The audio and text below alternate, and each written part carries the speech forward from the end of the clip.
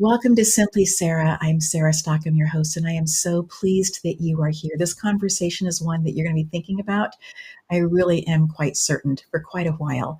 And the reason I say that is because when I first met her, I just felt this incredible energy, and I listened and continued to re listen internally to some of the comments that she had made during our conversation.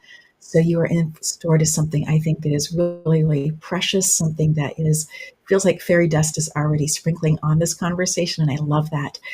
I want to say thank you also to you for you showing up for you. This is such an important time, I think, what's taking place around the planet for us to make sure that we are showing up for ourselves. In fact, one of the things that I look at daily is a list of things that keeps me on track. And one of those is making sure that I am uh, engaging in self care that works for me, knowing that in different seasons, different things work. But I also say, with just a heart overflowing with gratitude to our sponsors, to the Stegner family, to Lamano Art, which has now launched theartofforgiving.com. It's an incredible program. Also to Katie Ingersoll, who is an amazing shamanic teacher. I grew up in the Democratic Republic of Congo and didn't really understand some of the tribal life around me as an adult. And as I began to have conversations with Katie, she really opened my eyes to so many different things and made it just this beautiful understanding. So I just am so grateful for her as well. And then for our guest, and without further ado, I'm so excited to introduce you to Return to Life, Chaandani. Nope, Chan. Oh, I said it perfectly earlier. Wait, I can do this. Yeah, Chaandani Khan. Did I get it yes, correct? Thank you. you nailed it. Yes. I'm sorry it took me a couple starts there to get going because my That's brain was thinking about other things. And so, not a so, problem. so pleased to have you here. Chandani, your story is one that is, uh, as I shared with the audience in the opening, that has just got me thinking about so many different pieces, so many different things about our brain, about choices that we get to make. Would Mhm. love for you to share your story of how you got to creating Return to Life and what that's all about. Well, first off, thank you so much for having me on your show. When I initially connected with you, I just also felt such a good, warm, welcoming type of energy. So it's really nice to be sharing this space with you today and having this conversation.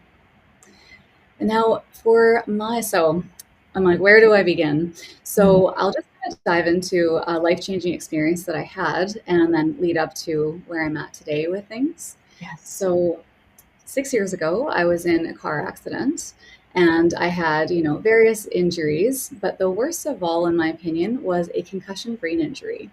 Mhm. And I'm just going to put a pin in that and tell you a little bit about how I was before and then share what happened after, the changes that ensued.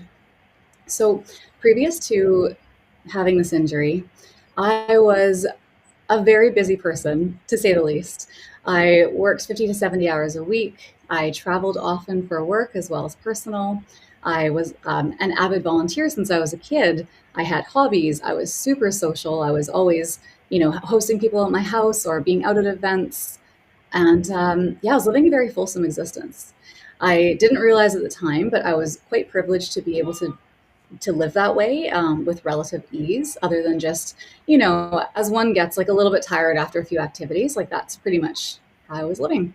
And so, I go from living this really fulsome existence to having this injury and then finding myself in a place where I was no longer able to show up like the person that I knew myself to be for my entire life up until then. So, to kind of add some color commentary, I had a lot of cognitive challenges and deficits that I faced.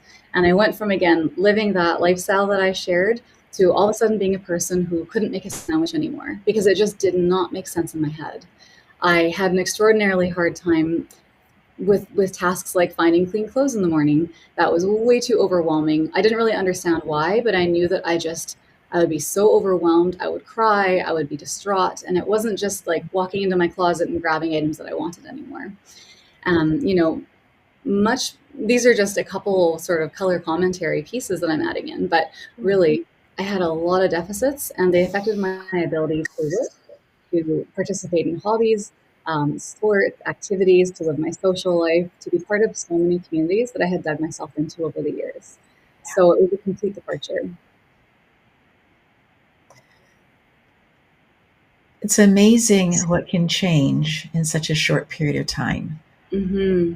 We Mm-hmm. call these things accidents. And in my own life, there was a car accident that fully impacted where I lived, who lived in the house with us, a Mm-hmm. whole myriad of things. And it was Mm. just instantaneous change. And so I have such deep appreciation for you sharing this. Would you say that your concussion then, because it was so impacted your life on so many different levels, would you say that it was a TBI, a traumatic brain injury? So this is a very interesting question. Concussions are considered MTBIs. The M stands for mild traumatic brain injury.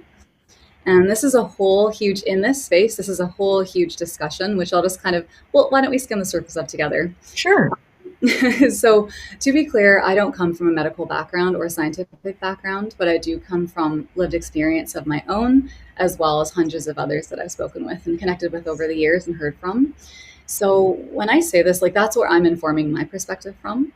And the concept of concussion being referred to as MTBI, Mm, perhaps by medical and scientific standards, that's a classification system, which I accept. However, the terminology mild really is quite invalidating to the whole experience that can ensue after a concussion. yes. And yeah, so I mean, I also want to add a little bit more in right now. So, yes, I had a concussion or MTBI, much like a lot of other people do experience frequently. But what we're finding in current research is that approximately 30% of all concussions become persistent. And that becomes is referred to as persistent post-concussive symptoms, PPCS. So I might refer to concussion or PPCS in our chat today. And so, you know, if you were to Google PPCS and look at perhaps the Mayo Clinic's definition, that's a great starting point. But Mhm. just knowing what I know from patient perspective, I like to add a little bit more into that just to try to explain and say that when somebody has the experience of PPCS, that means that symptoms haven't resolved in the usual trajectory. And the usual trajectory looks like a couple days to a couple weeks, is what is expected, generally speaking. However, that means that someone is stuck with symptoms for multiple months or even multiple years. And just in my own experience, I struggled for quite a few years through various symptoms. And I've connected with people over the years who have been even 8 years, 9 years, 10 years post injury, and they're still struggling. And a lot of these symptoms, in my own definition that I add into this, a lot of these symptoms really do limit a person's ability to live their life with the freedom that they once had. Mm. Every possible sense of that, whether it's, career, family, friends, community, hobbies, travel, sports, school, I could go on. It Mm. really touches every part, it can, I should say, touch every single part of a person's life. Um, Yes. yeah. So I just wanted to share that as well. So when you think about it from that perspective, and of course, as we chat, I'm happy to share more tangible examples, maybe that people in the audience who are unfamiliar with this topic will kind of connect with a little bit, I guess, more easily. And was the Um, first go ahead. mhm. No, just all to say that the concept of mild being added Mm. into this definition when you consider the actual lived experience and patient experience. Yes. There are a lot of opinions around wanting to adjust that to something that feels more appropriate. I'll put it that way. I think that is such a beautiful way of showing the playing field, and then also saying there could be a better way, or maybe even a more lived experience definition, Mm, um, besides putting the word mild in front of there. And I understand, I'm not medical either, but having family in the medicine, I can see why they would put the word mild there, which mhm, is different than mhm. that when they go in and do brain surgery and those kinds of things. Yeah, yeah. And yet, the pervasive part of it can last the lifetime just as if they've gone in and done brain surgery, right? And so Mhm, mhm, that's the part of it that I think I agree with you could be um, looked at differently in terms of labeling, in terms of mhm, giving um, acceptance to mhm. the radical change that's happened in somebody's life as a result of something happening to this precious thing that we call the brain. Absolutely. I mean, happening to someone's life, but genuinely happening to, not just their life as like a global sort of piece, but really to a granular level, affecting every single thing, affecting Yes, someone's ability to feed them, to make meals, to cook meals, to right. follow recipes, to Mhm. get groceries from the grocery store, to be able to go to a job to make money to support themselves and maybe their family, to be able to have enjoyment, to find joy in hobbies or sports that they used to always partake in. It Yeah. really is a fully a wholesome experience, I'll say. I remember when my daughter was playing soccer, and she was, I'm going to say 8, 9, 10, in that particular age range. And we would go and watch the older kids play, and they were doing headers, right? Mhm. Because they were playing what we in America call soccer, but the world calls football. Mhm. And I remember sitting next to a couple whose daughter was also playing with my daughter Morgan, and both of them being psychiatrists and just talking about how they had said to their daughter, "You may not do that." And I was Mhm. like, "This is part of the game. Why would you tell them to not do that?" And they were like, "Oh, Mhm. the inside of the brain, we feel the outside, and the skull feels all very smooth Mhm. for the majority, right? It feels very Mhm. smooth. But they said on the inside, it's not like that. It's not smooth. And so as we are hitting the ball, we are causing other things to happen inside the brain. And that Mhm. got me thinking Mhm. years ago about how truly amazing it is, how our brain functions, and then Mhm. also how things that we do or foods that we eat can make a difference also in what's taking place in our brain as well. Absolutely, and I think that's so interesting. That's such an interesting angle to consider because in my opinion, the general population, if they have not been involved with either themselves or someone that they know, being in medical, scientific, or sport realm, there are a lot of misunderstandings to this day about concussion, about brain injury, about even just like you explained, like even just the concept of eating certain foods that can perhaps reduce or increase neuroinflammation. Right. These types of things, like, yeah, the brain is the operating center of the entire body. Every single thing that we need to do, that we want to do, say, be, everything comes from there. Mhm. And I just, envision this future where, at least like, where I work is this very hyper specific in concussion and very specifically past that, PPCS, long Right. term concussion. I just envision this world where this information is honestly, it's more accessible, it's common to talk about. Whenever I chat with somebody about the PPCS experience, I love lifting the lid and looking at all those really dusty corners that are hidden away that we don't really talk about. Because one day I see this future where it's a dinner table conversation. It's Right. casual. We're all, Yes. Yes. And in yeah. this space, I do think that Will and Kate, the future King and Queen of England, have such a beautiful platform that they have been speaking for years about brain health, about mental health. And mental health actually is brain health, right? Mhm. And pieces that we can be doing. And I long, as you are talking about, for this Mhm. to be easy conversation over meals about the Mhm. possibilities of being open to the possibilities and of seeing it as Mhm. being things that we can be doing to help rather than seeing it as this is how it is and it's done forever this way and there's no Mhm. and we know that to not be Yeah. true, Yeah. but we need to be opening up this conversation for what can what things can be done, what can change. Mhm.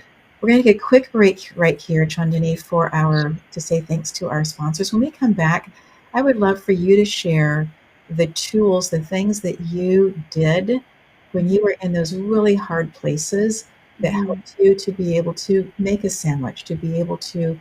find clothes to put on, to do those basic kinds of things. We will Mhm. be right back. This is Michelle. She teaches women how to forgive the people who betrayed them, not by asking them to talk about it, but by helping them express it through art. She's an art therapist and the creator of the art of forgiving, a class that turns emotion into expression. No therapy jargon, no pressure to explain, because forgiveness isn't about the other person. It's about setting yourself free. This is Michelle, and this is the art of forgiving.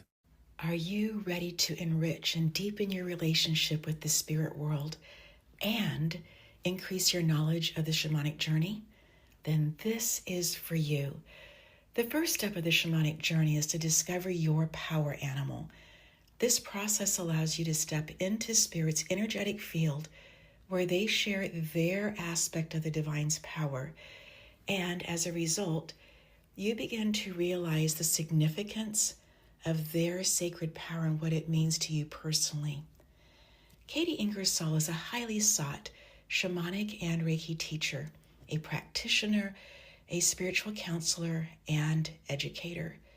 With grace, she integrates the rich teachings of the wise ancient ones into her workshops, encouraging her students to mesh these teachings into their everyday lives. For details of how you can discover your power animal, reach out to Katie at katieingersoll@gmail.com. You can also find her as a qualified teacher and practitioner on Sandra Ingerman's shamanicteachers.com. Katie Ingersoll's classes and workshops are fresh, unique, fun, and informative. Ready to deepen your shamanic understanding? Reach out today.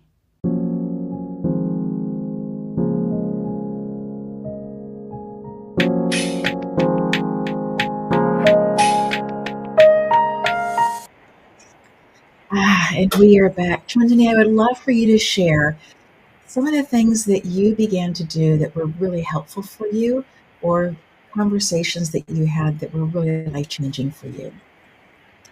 This is a very interesting question, because in this space, in terms of concussion and PPCS, in terms of the injury, in terms of recovery, it's just like a very juicy topic. There isn't, for myself or the next person, generally speaking, you can't just really point at one thing and say, oh, well, I did this 10 times a day for X period of time and it helped. Much as you can with like a different injury. Maybe, I'm not a doctor, but with like, let's say it's like a simple fracture of your arm where there's this trajectory, there's a plan, and you can count down the weeks and it's just structured. So when I think about, your question was along the lines of what helped me, of what conversations I had. I see those as two separate things. So in terms of what I did, I'll tell you what I did and then kind of move into what I thought was helpful overall. Yes. It's a little bit different, and I'm passionate about talking about the latter. So the first part of what I did, I worked with a team, I think of around about 11 different professionals to help with different symptoms, different bodily systems, different issues that I was facing after this injury. So that was very intensive, in my personal opinion. A lot of appointments, a lot of, answering qualitative scales of how I was doing and different ways, shapes, and forms that day, that week, that month, etc.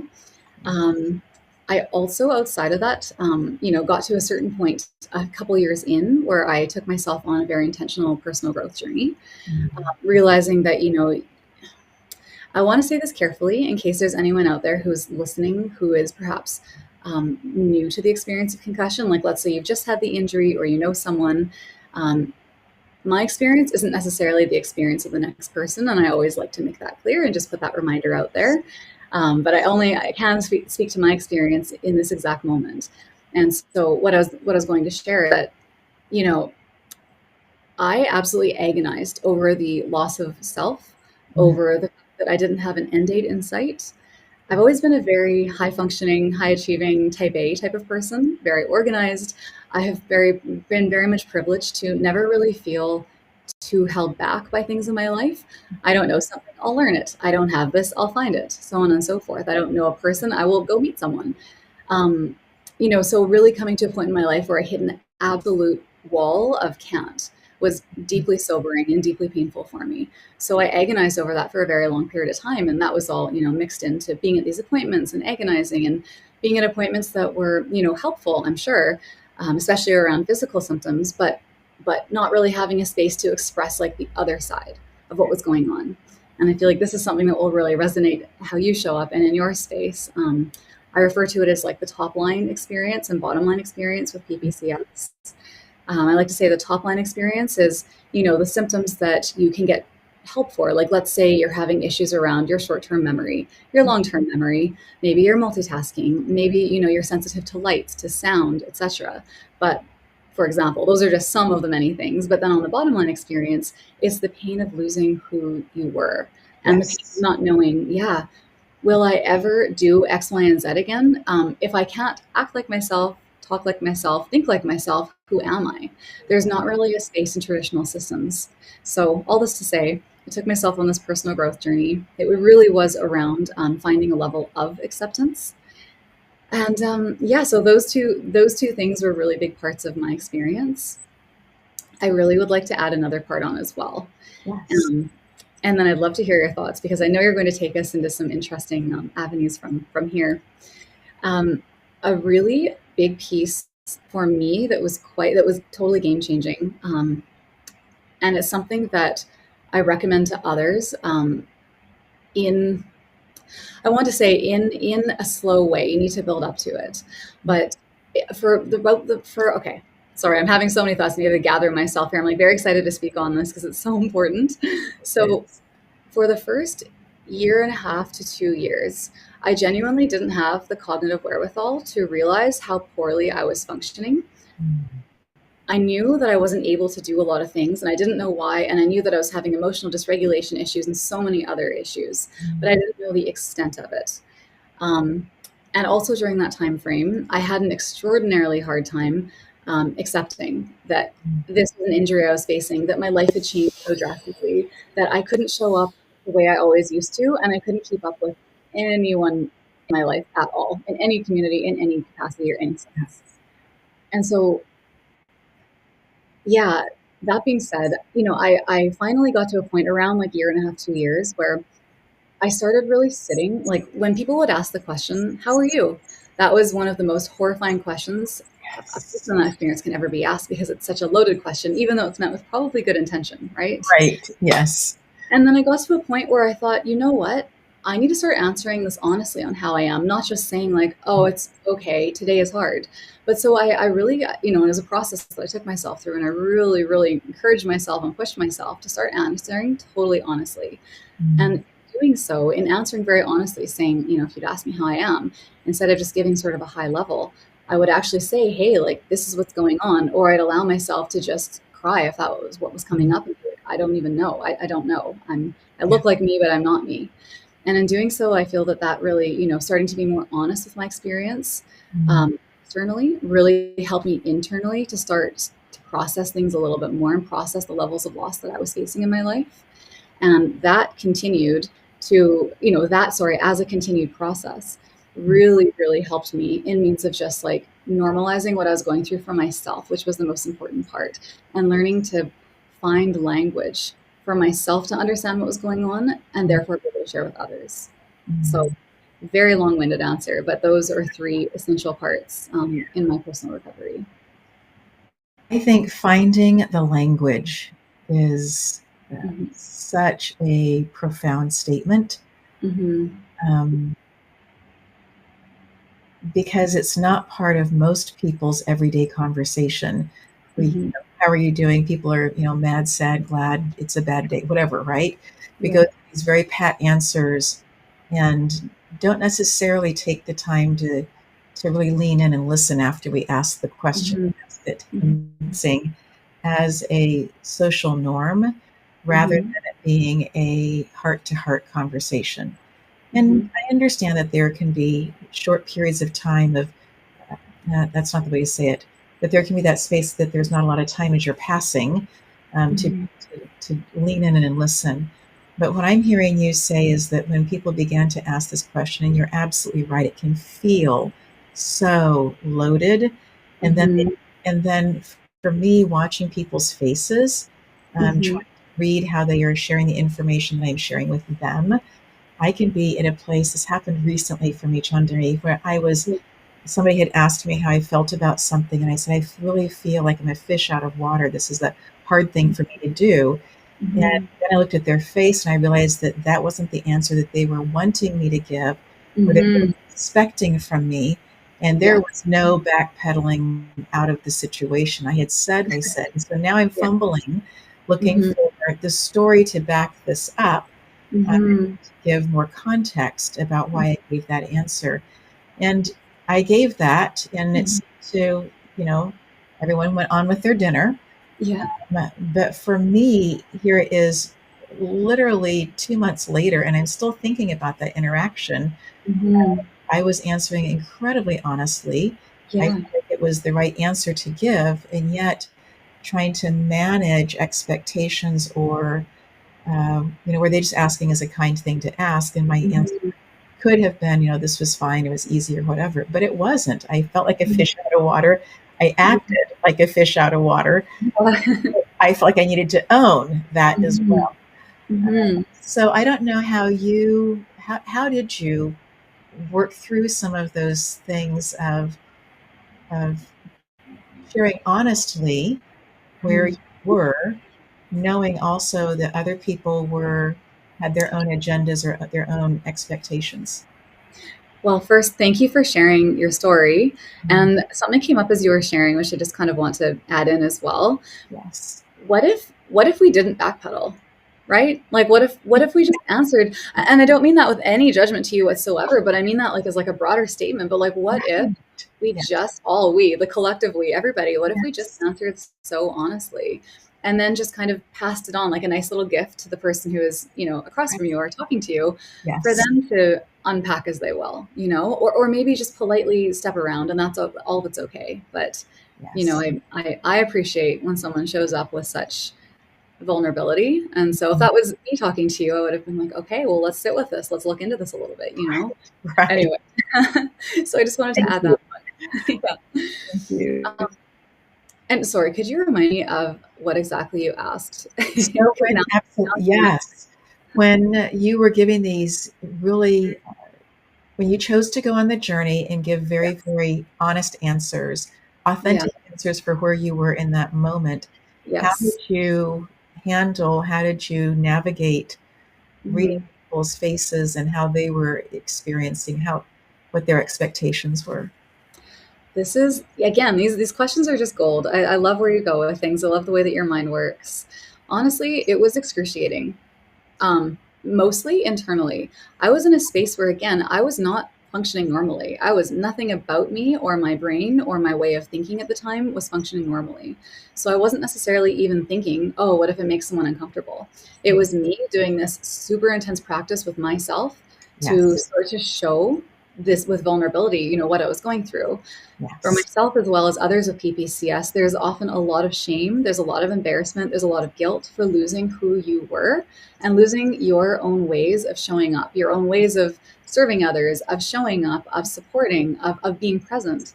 And so internally, like it's a mess. It's an absolute mess. And I won't say otherwise because that's all that it is. So you have that experience. And I want to bring another concept in the PPCS space.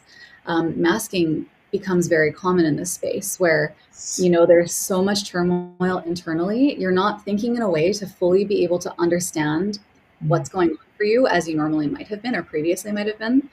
It's just this whole turmoil of emotional dysregulation, feeling certain ways, just knowing you can't do a lot of things. And so, to be able to communicate with the outside world while you're a person who looks fine, you look like yourself, but you're not functioning like yourself, people often resort to masking. Whether or not someone's aware of it, it's very common. So, you take all that, the shame, embarrassment, guilt, the masking, and then think about like myself in this particular example, telling myself, okay, all this exists, but also I'm just going to answer honestly. So I just wanted to share, like the inside track of like what that process can look like and say that it was very deeply painful. It was mostly internally painful. And I did find, like looking back on that, of course, I'm very blessed to have some very close girlfriends in my life who are my soul sisters that, we're locked in, we're never going away. And, they sat there and they cried with me and they sat with me through it and they were just hyper present. mm, Um, and then on the outside, of course, there are others who, I'd answer a bit honestly. I mean, I wasn't emotionally dumping, let's be clear. I wasn't like, you know, correct. answering in a paragraph, but I would say something maybe confronting that could be confronting to someone, right? Um, and I would just answer it and I would just leave it as such. I Mm, can't speak to how all the conversations went, but of course, like you said, there are different people and situations you encounter, and some people might not be in the space to receive that. Some people might not be open. There's a lot of variability. But the important thing in my mind, again, is not emotionally dumping, but just finding ways to start to speak your truth and your experience. mm, Because with PPCS, truly, when you start practicing that in tiny ways, my belief is that it does help to unlock all these different layers of growth. And yes, I'll leave it at that for now. But I'm very, very, very set in how I think about this because of my experience and because of what I've seen in others as well. Yeah. Chaandani, not to my knowledge, I've not had a concussion that would leave me with some of the things that you've experienced. Mhm. However, Mhm. we did this huge relocation about 2 years ago. And I will share with you that for the first 15 months, I felt that huge messiness inside of who am I, because I Mhm. had left my community, not only my Reiki community, but my educational community, the regular pattern of life. Mhm. That was completely gone. The places of spiritual nourishment were completely different. The Mhm. places of the weather, completely different. Mhm. The way that people speak about things, completely different. And I felt so internally like I wasn't sure who I was. I had so Mhm. carefully identified myself as being a teacher, Mhm. and hadn't realized that from the point that I was about 4.5 or so, I had been in that regular scheduling of having holidays off at very prescribed times, and the rest of the year that I would be, at a school. And so, in the beginning, I would look at a clock and I'd think, oh, I have 24 minutes I need to content. Now, mind you, I'm out gardening. There is no content to fill as I'm talking to the plants or creating new flower beds, right? Right. And that really was one of the places that I went, was into the garden, because the plants didn't care Mhm. if I was doing it well or if I was doing it in a sloppy way. They were getting what they needed. And Yeah. so that was for me a place of deep healing and solace. Mhm. But as you talk about this inner uh, battle to be authentic and to share. It took me a while before I was able to. With my closest ones, I could start sharing earlier. It was still very halting. It wasn't long, complete thoughts. I Mhm. really appreciate what you talked about, not doing the emotional dump, because Mhm. that is not helpful Yeah. for either of the parties. Mhm. But to be very, very clear and honest with how you feel in that particular moment. And when I began to do that, I Mhm. began to breathe differently. I began to see things differently. I began to notice pieces connecting in a different way that made Mm. me feel like Mhm. this is my new normal, whatever this is, and it's Mhm. okay. And so I don't know if any of those pieces line up for you, but as you were sharing that, that was just this beautiful gift to me, Mhm. that space of being honest with ourselves and challenging ourselves to share truly how we are doing with somebody else. That's beautiful. I got goosebumps as you were sharing that because it's just such a beautiful, again, like a vulnerable share coming from such a raw, genuine place. And like that type of thing really lights me up. So I thank you for sharing that as well. The concept, like, I'm with you and I was feeling the emotions of what you're sharing, but also if I look at sort of like a zoom out perspective, the overall concept that I'm hearing is, going through a life derailing perhaps experience or a life change of some sort that I think a lot of people can relate to for various reasons. Yes. And then finding yourself in a place where you're like, well, wait, whoa, whoa, whoa. I'm not me anymore, the me that I know. So who am I? Right. And going through it's a whole process, it's a whole grief process, right? Yes. I was about to Yes. name it all, but I'm like, let me not confuse the order. but it is a whole process with a lot of emotions involved, right? And then getting to a point where you hit some level of acceptance and you're able to start rebuilding a sense of who you are. That is what really struck me from what you shared, as well as what you asked me as well, in means of, are there pieces that I connect with? And absolutely, yes, at that zoom out perspective, totally. And the concept of rebuilding a sense of self, including, my God, including maybe how you spend your time during the day, what hobbies you have, what brings you joy, who you spend time with, how you speak to people, how you show up. Oh my God. So like so overwhelming. I'm going to be very honest, but I've been in that process for a couple of years now, and I'm very proud to say that I've built back a whole wholesome sense of life. Thank you. Yes. It took years, and it's funny. I was at an event a month or two ago, and I ran into two individuals that I used to work with years ago, and they knew me at my high performing. I used to work in the events realm, and they knew me at that space. They saw me at this event. I haven't been in touch with them just because life, my life changed and everything as well. But for this whole period of time, which now for me is 6 years, so for them, they're like, I cannot believe this is what's happened because you just look like the you that we remember. And it was just such a, like, it's very much understandable, of course, given the circumstances. But also, it was just such a sobering moment for me to think, like, wow, like, I'm going to be honest, I feel like I went to hell and back. I really sat with some difficult emotions and difficult losses and things that, gosh, like, I have a hard time even putting into words some of it now. Yes. But then I built myself back into this, like, beautiful life. And I don't say that. I say this from a very genuine place. This is not toxic positivity. I don't do that. I don't dabble.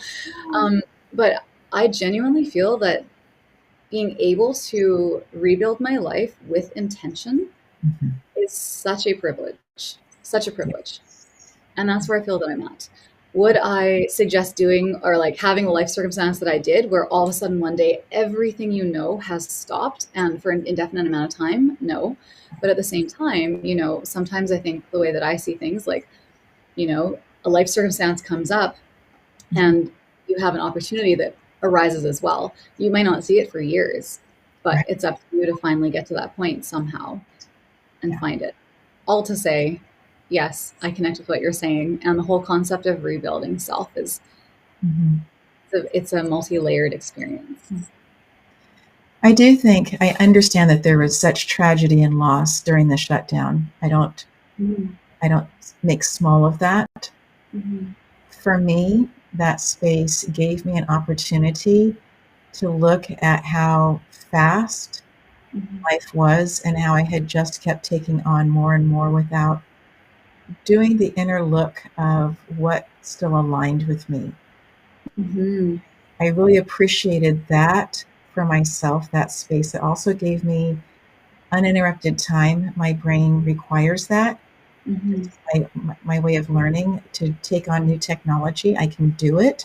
I'm educable, Mhm. but I really prefer, my brain prefers to have time to play with the Mhm. technology. And I wasn't having that Mhm. in the life that I was living. And so it gave me opportunity to play with technology, to learn some different things. And I'm so Mhm. grateful for that. Mhm. But that became that precursor or the prelude to then us. And we made the decision. We chose the lifestyle change. We chose to relocate. We chose to come help care for my 90-year-old mom. So this wasn't something that was put on me or us to do. Mhm. And yet there was so much, as you talk about, that space of loss, Mhm. of getting to listen in the quietness. And I don't know if this was true for you, but being awake for periods of time during the night Mhm. when everybody else was sleeping. And Mhm. did you experience that as well? Well, yes, in the sense of sleep dysregulation played a huge role, unfortunately, in my life after the experience, after my injury. Uh, Yes. so it wasn't like I was, joyful to be up at those times. I was just pulled absolutely thin and in agony, at just pure exhaustion. So I think the way that you're sharing it was more so in finding those moments of true silence and being able to sit in it and have that practice of sitting with it. Is that what you're saying? It is, but for me also in the beginning, being awake and living on about 4 hours of sleep, I do so much better. I've always done better with 8.5 hours. I'm Yeah. a sleep hog. If you want to call me that, I'm good with No, it. great. But But you know it works for your body, which is so important. right, right. Mhm. And doing the 4 hours was, and it wasn't always 4 hours straight. There would be, chunks of it in spaces, and Mhm. just getting up out of bed and going and sitting on the back porch and listening to all the things that were going on, all the insects and different things that happen at night, Mhm. and just the quietness of the ether in Yes. those spaces to be able to listen a little bit differently and Mhm. to acknowledge Mhm. this new space, this time. That is a beautiful practice to have. And to be able to do that, I mean, I think, this is what you're describing. I think that a lot of people have a really hard time doing just in normal everyday life because, as you referenced, I'm paraphrasing, but it's so easy to kind of get caught up in the rat race. And I was talking to a friend yesterday and she said it so beautifully. Now I'm afraid I'm not going to do it justice, but she was describing the concept of right now she's sort of observing her life instead of living in her life, right? Like that. So Yeah. yeah, she said it much better. I'll send you a message later with the way she said it when it comes to me, or ask her again. But that kind of came up as well when you were just sharing. And I think that it's so hard for people to find those pockets of total silence because when you are in that type of silence where you're in a position like you're saying, where you're getting out of your bed and you're awake, like it or not, and you're out there in that quiet, still environment, that's when you're really connecting with all the thoughts. Yeah. And I think generally speaking, it's easier, quote unquote, to stay really busy and to just pack your like world full of stimulation and thoughts and activities and to-dos rather than actually face those pieces. So it's really a beautiful process that you're describing, that you were willing to go there for yourself. Chaandani, I really appreciate what you were saying about how it's easier just to keep going in the rat race, to not take the time.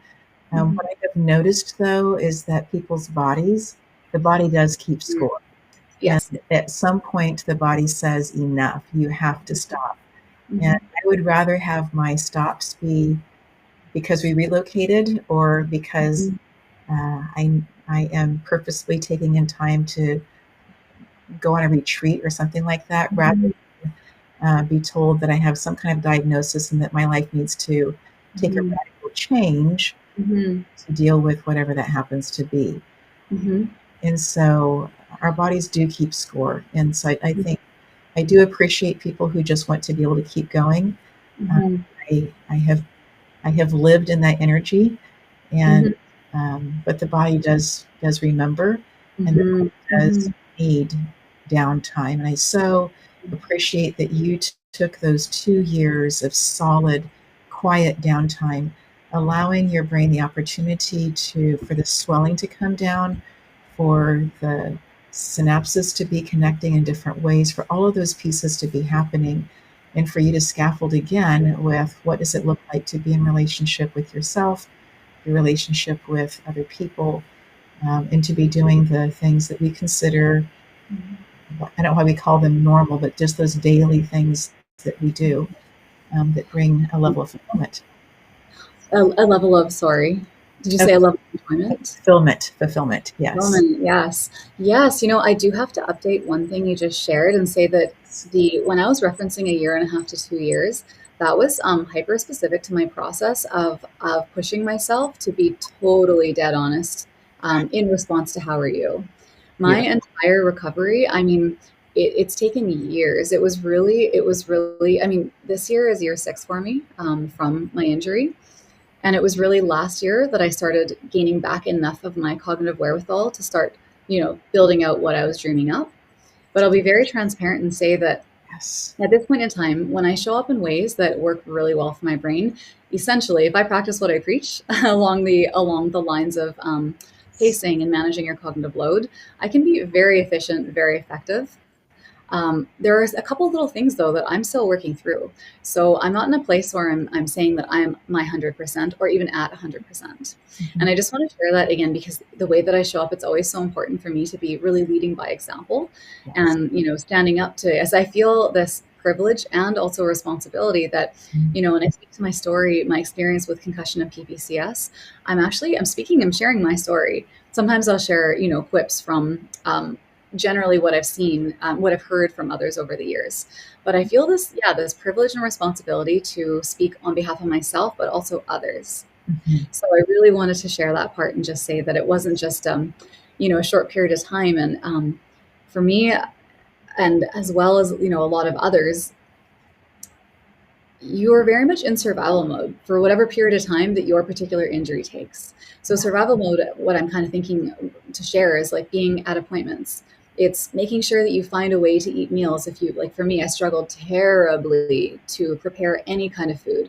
The level of multitasking involved in even putting together a simple sandwich is absolutely mind-blowing when you stop to sort of break it down into what I refer to as micro steps.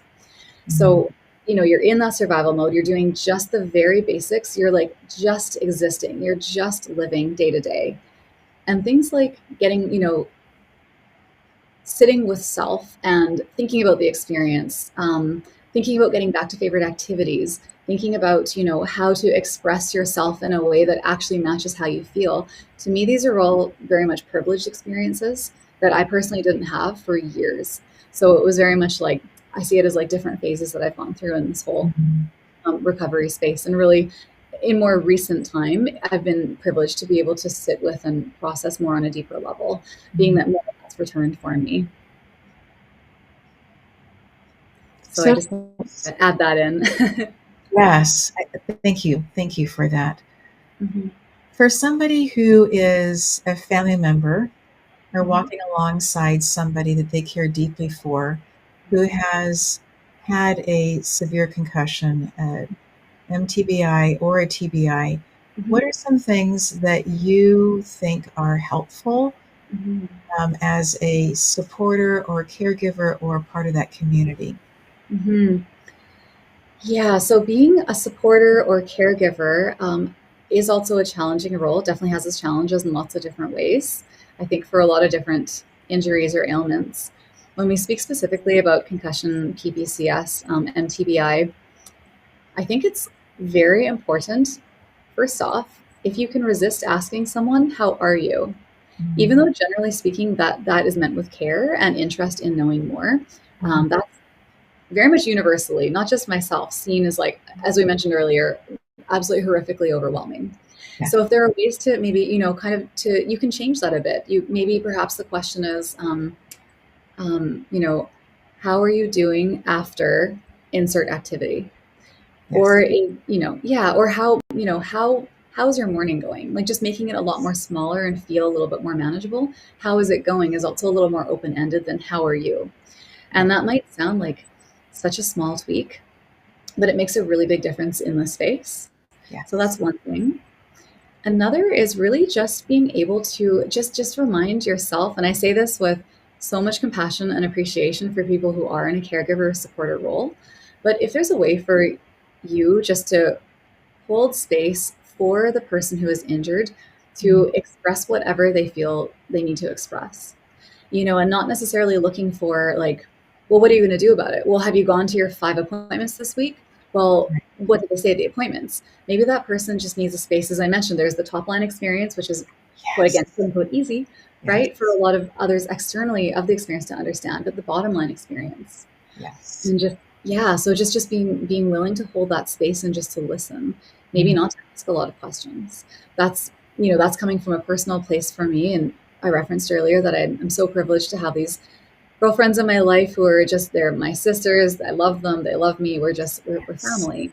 And, some of the most powerful moments came from, them coming over here and there when I was able to have someone over, and just sitting with me and being like, what can I do? And me just crying and being like, I genuinely have no idea, Right. but, insert all the things I was struggling with, and Right. just having them hold that space. So you Mm. actually have to know an a very detailed amount about the injury itself to be able to support someone and just to be there with them in what they're going through. So Yeah. those are two things that I often suggest to people, if Mm. they're able to do, are very helpful. Mhm. That's just powerful advice to Mhm. limit your questions to something that's very tangible that even can be answered with a yes or a no, making Yeah. it a short, small kind of a piece. Hmm. And then being there, holding space, not asking if they have done all the things that other people can be asking them if they have done, but just to be the heart to heart buddy, just to be there, Hmm. in that space to hold the space as well for them.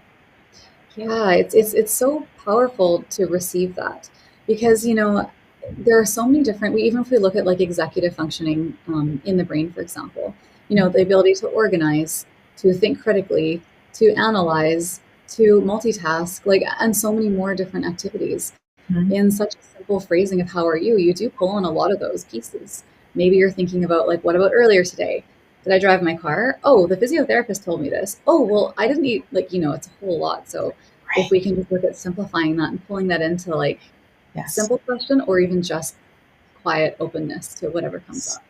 Yes. Yeah. Chaandani, are there things that you would like to reiterate for our audience to really hold on to from our conversation? Again, a beautiful question. Probably yes. I'm just going to take a moment to think about that.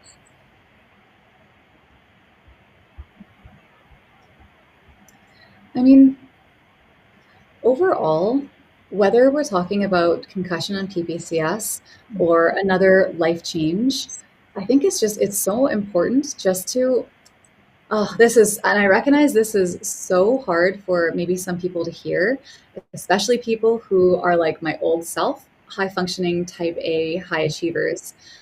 So I see you, if that's you out there listening. And for anybody else who doesn't identify that way, I also see you. I just think that it's so important to try to find little pockets of grace for yourself in your experience. Maybe it's a hard day you're having. Maybe it's a total life derailment. Maybe you've lost a loved one. Maybe you've lost cognitive functioning. Maybe. There are so many possibilities out there. But just finding tiny little pockets, maybe it's one in your entire week. Maybe it's one in your evening. Those are so important because the concept of win stacking is something that, it was introduced to me very early into my experience, but truthfully, I didn't know what to do with that. All I saw was just loss in every category of my life, and I had a very hard time doing that. So I say this with compassion. But eventually I got to a point, and I feel like everyone hopefully, can get to a point in their experience where they're able to have little moments of grace for themselves, little bits of gratitude.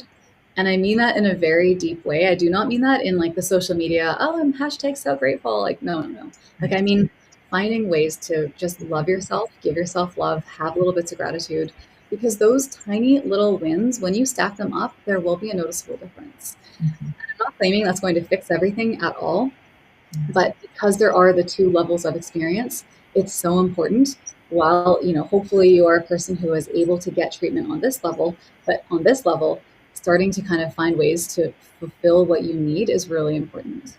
So that's something that it's kind of reiterating, is kind of just adding in another piece, but it's something that I think is really important and applicable to a lot of people in a lot of situations. I absolutely agree with you. It's been something, and I so appreciate you addressing the hashtag. I'm not belittling that, but there is this sense of what gratitude does inside of us. Mm-hmm. And we are able to feel that deep sense of gratitude by practicing feeling it and then giving ourselves grace. Those two pieces I will carry from this conversation. Chaandani, thank you so much. I appreciate that.